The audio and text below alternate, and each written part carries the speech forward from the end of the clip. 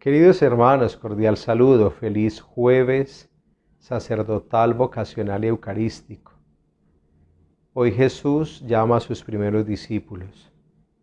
Y el evangelista es contundente cuando al final dice que ellos, dejándolo todo, lo siguieron. ¡Qué cambio de vida y de proyecto tan fuerte!